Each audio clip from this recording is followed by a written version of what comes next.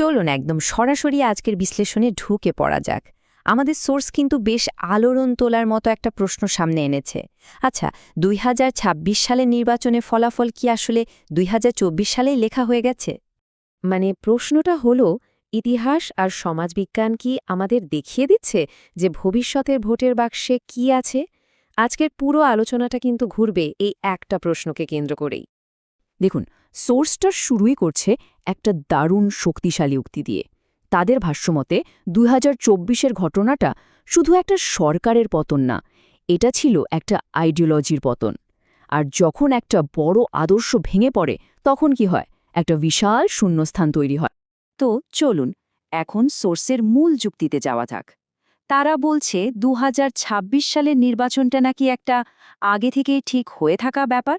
সোর্সের মতে এটা কিন্তু কোনো আন্দাজে বলা কথা না, বরং ইতিহাস আর সমাজবিজ্ঞানের ফর্মুলাগুলোই নাকি একটা অবশ্যম্ভাবী রেজাল্টের দিকে ইশারা করছে।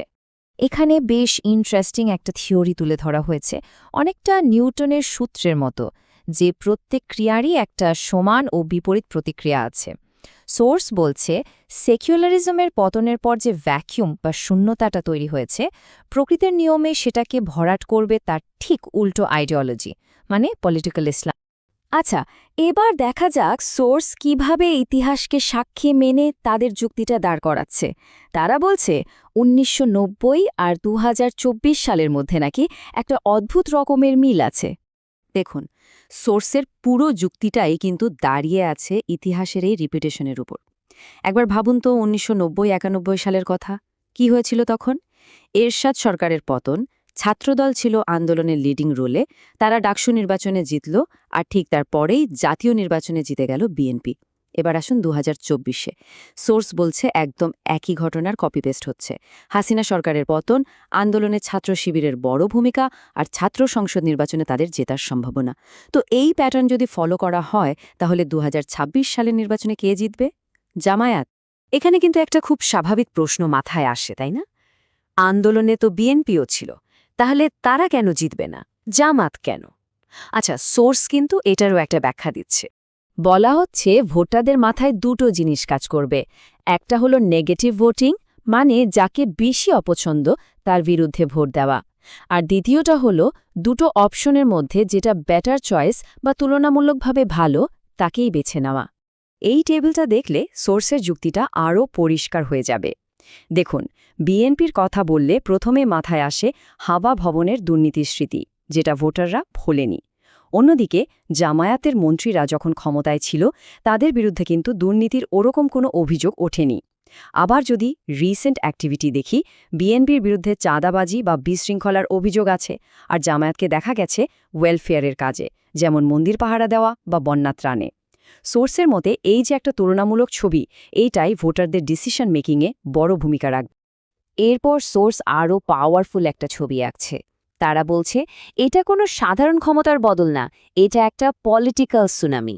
তাদের মতে বাংলাদেশের রাজনীতিতে একটা ন্যাচারাল সাইকেল বা চক্র আছে, যা এখন একটা থামানো প্রায় অসম্ভব এমন শক্তির জন্ম দিয়েছে। এই টাইমলাইনটা দেখলে ব্যাপারটা আরও ইন্টারেস্টিং লাগবে। সোর্সের মতে বাংলাদেশের পলিটিক্যাল ডিএনএতেই যেন একটা প্যাটার্ন আছে। প্রতি ১০-১৫ বছর পরপরই একটা বড় আইডিওলজিক্যাল শিফট বা পরিবর্তন আসে। এটা ঠিক যেন একটা প্রাকৃতিক চক্রের মতো। তো এই পলিটিক্যাল সুনামিটা তৈরি হলো কিভাবে? সোর্সের ব্যাখ্যাটা কিন্তু দারুণ, অনেকটা বাঁধ ভেঙে যাওয়ার মতো। তারা বলছে ২০১৩ সালের দিকেই একটা ইসলামিক ওয়েভ বা ইসলামী ঢেউ আসার কথা ছিল। এটা ছিল একটা স্বাভাবিক প্রবাহ, কিন্তু সেই ঢেউটাকে প্রায় ১০ বছর ধরে জোর করে একটা বাঁধ দিয়ে আটকে রাখা হয়েছিল। এখন ভাবুন, ২০২৪ সালে যখন সেই বাঁধটা ভেঙে গেল, তখন কি হলো? ১০ বছর ধরে জমে থাকা পানি তো আর সাধারণ ঢেউ হয়ে ফেরে না, ওটা ফেরে সুনামি হয়ে। এতক্ষণ তো আমরা বিজয়ের পূর্বাভাস নিয়ে কথা বললাম। এবার আলোচনার মোড়টা একটু ঘোরানো যাক, কারণ বিশ্লেষণের সবচেয়ে গুরুত্বপূর্ণ অংশটা হলো একটা ওয়ার্নিং বা সতর্ক বার্তা, যা এই সম্ভাব্য বিজয়ের সাথেই জুড়ে আছে। সোর্স কি বলছে জানেন?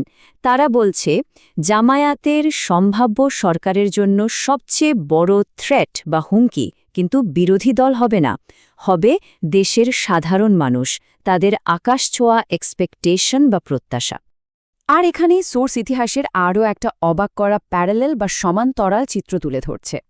যেমনটা ১৯৭০-এর দশকে মানুষ ভাবত শেখ মুজিবের হাতে একটা জাদুর কাঠি আছে যা দিয়ে সব সমস্যার সমাধান হয়ে যাবে, ঠিক তেমনি এখন মানুষ ভাবছে ইসলাম বা জামায়াতের হাতে সেই জাদুর কাঠিটা আছে।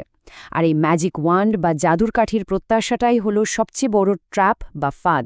এর পরিণতি কি হতে পারে? সোর্সের প্রেডিকশন কিন্তু বেশ ভয়ঙ্কর। কারণ ইনফ্লেশন, বেকারত্বের মতো রিয়েল লাইফ প্রবলেমগুলো তো আর জাদুর কাঠিতে সমাধান হবে না। তখন মানুষের এই অন্ধবিশ্বাস ভাঙতে এক মুহূর্ত সময় লাগবে না। আর এই মোহভঙ্গ থেকে যে পপুলারিটি কমতে শুরু করবে, তার ফলে যে পতনটা হবে, সোর্স বলছে সেটা মুজিবের পতনের চেয়েও ভয়ঙ্কর হতে পারে। তার মানে মূল কথাটা কি দাঁড়ালো? চ্যালেঞ্জটা আসলে ইলেকশন জেতা নয়। সোর্সের দাবি আসল চ্যালেঞ্জ হলো মানুষের এই জাদুর কাঠির প্রত্যাশাটাকে ম্যানেজ করা। কারণ জয়টা হয়তো সহজ, কিন্তু আসল পরীক্ষা শুরু হবে ক্ষমতায় বসার পর, আর সেখানেই কিন্তু লুকিয়ে আছে পতনের বীজ। তাহলে পুরো বিশ্লেষণটা শেষে আমাদের একটা দারুণ ইন্টারেস্টিং প্রশ্নের সামনে দাঁড় করিয়ে দেয়। সোর্স বলছে বিজয়টা তো প্রায় অবশ্যম্ভাবী, কিন্তু প্রশ্ন হল, ব্যর্থতাও কি তবে অবশ্যম্ভাবী?